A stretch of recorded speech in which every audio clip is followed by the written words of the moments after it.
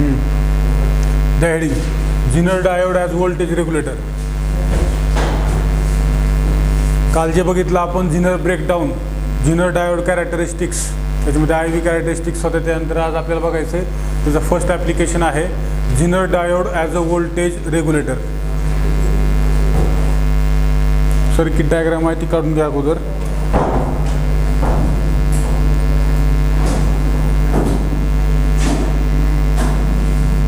पाठीमागं आवाज बंद करा.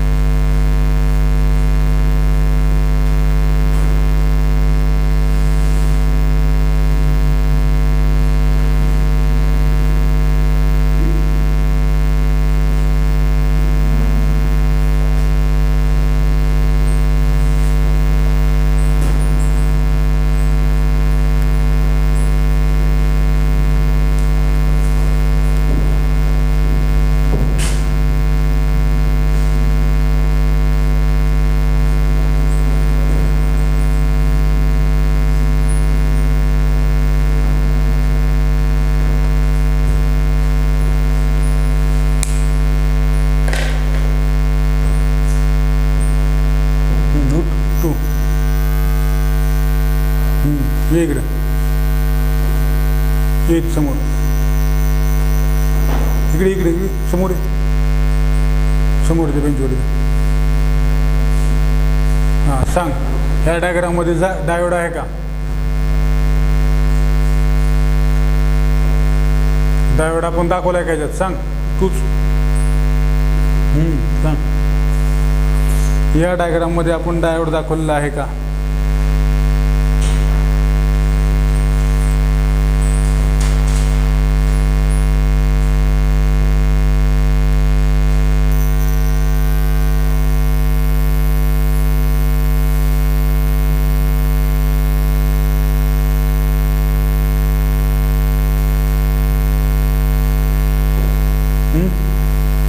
सांग साखरे आणि त्याच्या बाजूचा दोघं जण. या डायग्राममध्ये डायोड आहे का?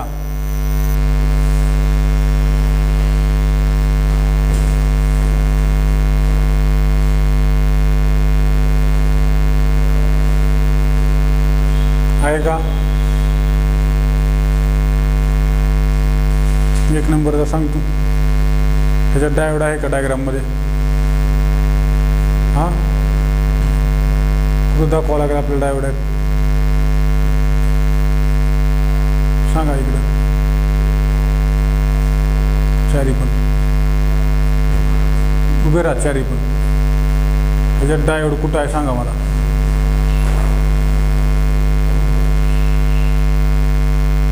त्याच्यात डायोड आहे का? आहे का नाही एवढं सांगा अगोदर. या डायग्राममध्ये डायोड आहे का?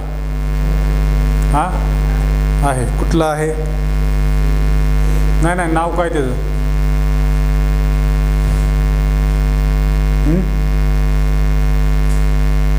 सांगा. बरोबर आहे. हां झिनर डायोड आहे, बरोबर आहे. इथं दाखवलं आहे सिम्बॉल. झालं का? डायग्राम झाली. आपलं हेडिंगच आहे Zener diode as voltage regulator. Zener डायोडचा यूज आपण व्होल्टेज रेग्युलेटर म्हणून करणार आहोत. आपल्याला माहीत आहे झिनर डायोड ब्रेकडाऊन रिजनमध्ये, झिनर डायोडची एक कॅरेक्टरिस्टिक्स आहे किंवा एक प्रॉपर्टी आहे. लावून टाकते.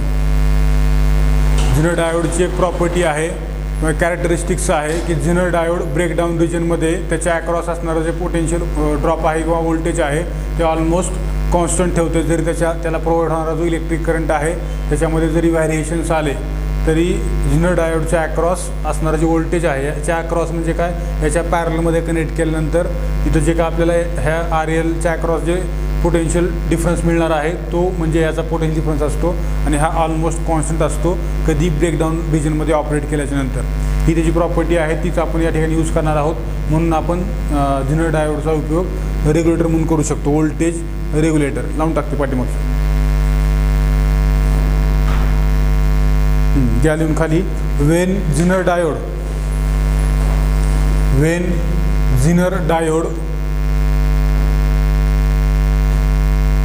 is operated in breakdown region. When Zener diode is operated in breakdown region, voltage across it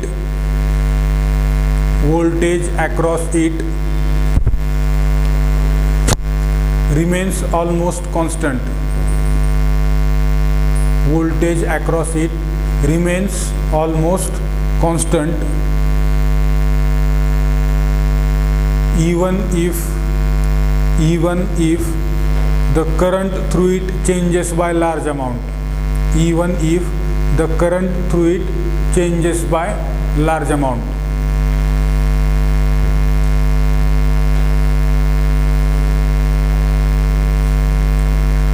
काय सांगितलं, जिनर डायोड हा ब्रेकडाऊन रिजनमध्ये ऑपरेट केला जातो. ब्रेकडाऊन रिजनमध्ये आपल्याला त्याची कॅरेक्टरिस्टिक्स माहीत आहे की त्याच्या थ्रू फ्लो होणारा जो करंट आहे ती दाखवला आपण IZ. हा करंट जरी समजा लार्ज अमाऊंटने चेंज झाला तरी याच्या अक्रॉस म्हणजे याला पॅरललमध्ये जर समजा आपण लोड रेजिस्टन्स कनेक्ट केला असेल तर याच्या अक्रॉस येणारा जो काय पोटेन्शियल डिफरन्स किंवा व्होल्टेज आहे ते व्होल्टेज ऑलमोस्ट कॉन्स्टंट आहे. आपण जो ग्राफ बघितला होता त्या ग्राफमध्ये मी तुम्हाला सांगितलं होतं ग्राफ असा होता, बरोबर आहे. इथं आपण दाखवलं होतं VZ म्हणजे जिनर व्होल्टेज, बरोबर आहे. हा इथला जो पार्ट आहे हे I max आणि इथं I मिनिमम, बरोबर आहे.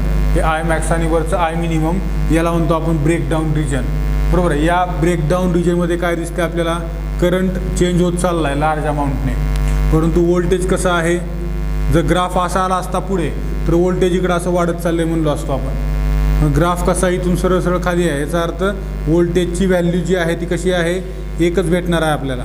व्होल्टेजची व्हॅल्यू इथं जी आहे ती एकच भेटणार आहे, म्हणजे याचा अर्थ व्होल्टेज कॉन्स्टंट असेल, फक्त करंट या ठिकाणी काय व्हायला आहे, व्हॅरी व्हायला लागला आहे. म्हणजे याचा अर्थ इथं ज्यावेळेस इनपुट सोर्स आहे, फ्रीज रेजिस्टन्स आहे, मिलीअँपियर आहे, इथं याच्या अक्रॉस जरी large amount of current flow झाला तरी देखील या ठिकाणी हा कॉन्स्टंट पोटेन्शियल डिफरन्स काय करेल, प्रोड्यूस करेल. ही जी त्याची प्रॉपर्टी आहे तीच आपण व्होल्टेज रेग्युलेटरमध्ये यूज करतो. पुढल्या voltage regulator maintains a constant voltage regulator maintains a constant voltage across a load. Constant voltage across a load regardless of variations in the applied input voltage. Regardless of variations in the applied voltage, the applied input voltage, and variations in the load current, इथं जे applied input आहे, voltage आहे, current आहे, या line voltage variation आणि line current variation, म्हणजे करंटमध्ये जरी व्हॅरिएशन आलं आणि व्होल्टेजमध्ये जरी व्हॅरिएशन आलं तरी हा जिनर डायोड त्याच्या अक्रॉस कनेक्ट केलेला हा जो काही लोड आहे याला लोड म्हणायचं. लोड म्हणजे काय, इलेक्ट्रिकल डिव्हाइस किंवा इलेक्ट्रिकल कंपोनंट ज्याच्या अक्रॉस व्होल्टेज ड्रॉप होते म्हणतो आपण लोड. फॉर एक्झाम्पल फॅन आहे, बल्ब आहे, फ्रीज आहे, TV आहे, हे जे काय सगळे इलेक्ट्रिकल कंपोनंट्स आहेत किंवा समजा कॅपॅसिटर, डायोड, जेवढे काय असतील ट्रान्झिस्टर, हे म्हणजे काही इलेक्ट्रिकल कंपोनंट्स आहेत, यांच्या अक्रॉस काही ना काही ते पॉवर ड्रॉप होते किंवा यांच्या अक्रॉस व्होल्टेज ड्रॉप होते, त्याला म्हणायचं लोड, बरोबर आहे. मग या जिनर डायोडच्या अक्रॉस जो कुठला लोड कनेक्ट केलेला आहे त्या लोडला किंवा त्याच्या अक्रॉस येणारा पोटेन्शियल ड्रॉप हा कसा असेल, कॉन्स्टंट असेल, जरी समजा इनपुट व्होल्टेजमध्ये व्हॅरिएशन आलं किंवा इनपुट करंटमध्ये व्हॅरिएशन आलं तरी देखील. पुढल्या a Zener diode of breakdown voltage Vz, a Zener diode of breakdown voltage Vz, a Zener diode of breakdown voltage Vz is connected in reverse bias, is connected in reverse bias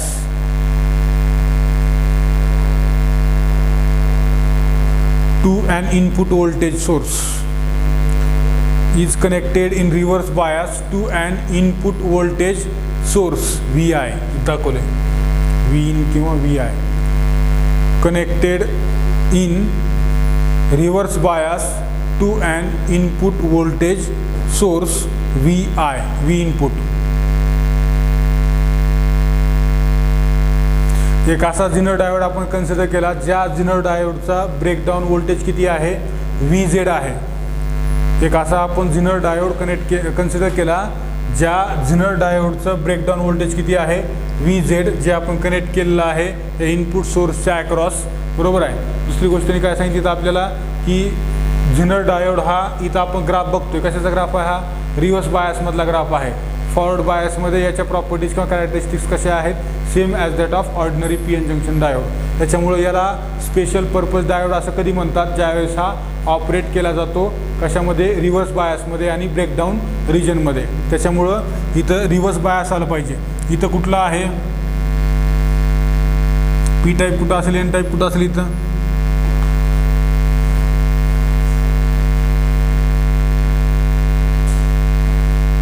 P type semiconductor कुठं आहे आणि N type कुठं आहे Zenerमध्ये,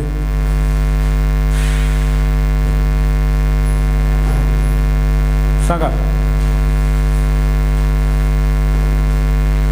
P type आणि N type,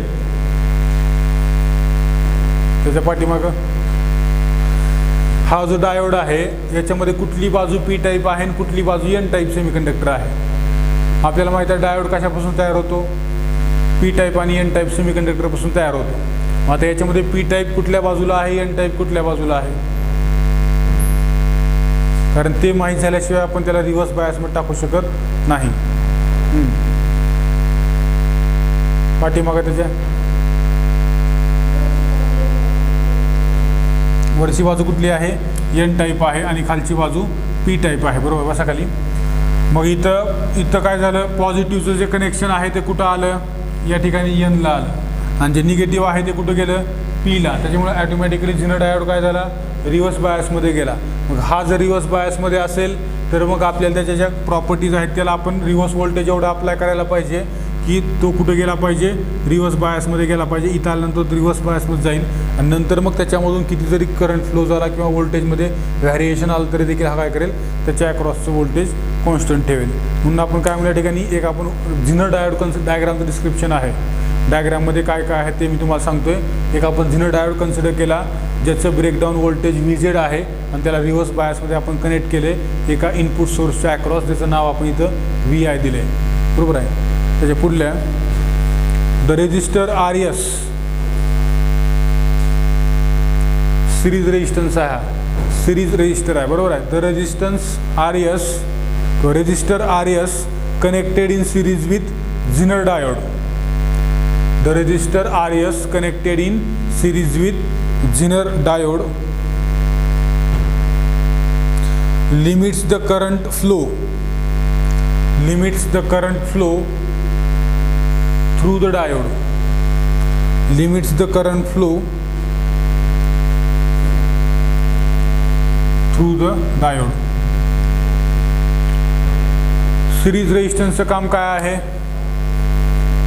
series resistance काय करतो तर रेजिस्टन्सचं कामच आहे की करंटच्या फ्लोला अपोजिशन ऑफर करणं, बरोबर आहे. करंटचा फ्लो त्याला एक प्रकार त्याला लिमिट देणं किंवा लिमिट देण्यासाठी किंवा लिमिटेड करंट सेंड करण्यासाठी. जसं गाडीला ब्रेक्स असतात, कशासाठी असतात तर एका पर्टिक्युलर स्पीडनं चालण्यासाठी, ठराविक वेगानं किंवा जास्तीत जास्त वेगानं, किंवा गाडीचा ब्रेक असण्याचा अर्थ काय तर एका ठराविक स्पीडचा वापर आपण योग्य त्या ठिकाणी करू शकतो, म्हणून गाडीला ब्रेक असतात. तसं या ठिकाणी या सर्किटमध्ये आपण रजिस्टरचा यूज कशासाठी करतो, तर टू लिमिट द करंट. आपल्याला करंट जेवढा पाहिजे तेवढा सेंड करता येतो. जर समजा इथं आपण व्हॅरिएबल सिरीज रेजिस्टर यूज केला असेल तर आता तोच केला असतो, मग त्याचा रेजिस्टन्स कमी किंवा जास्त करून आपल्याला जेवढा करंट पाहिजे लिमिटमध्ये, त्याची जी काही लिमिट आपण ठरवून दिली आहे तेवढाच करंट आपण याचा यूज करून सेंड करू शकतो. त्यामुळं मी सांगितलं की झिनर डायोडसोबत हा सिरीज रेजिस्टर यूज केलेला आहे. त्यासाठी तर टू लिमिट द करंट. कशा थ्रू सेंड करायचं आपल्याला, तर झिनर डायोडमधून सेंड करायचा. पुढल्या the load resistance RL, the load resistance RL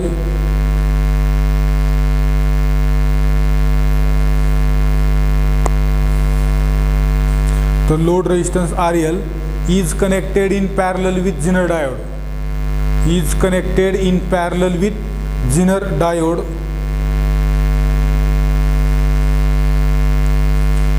so that the voltage across RL, so that the voltage across RL is always the same as the Zener voltage, is always the same as the Zener voltage.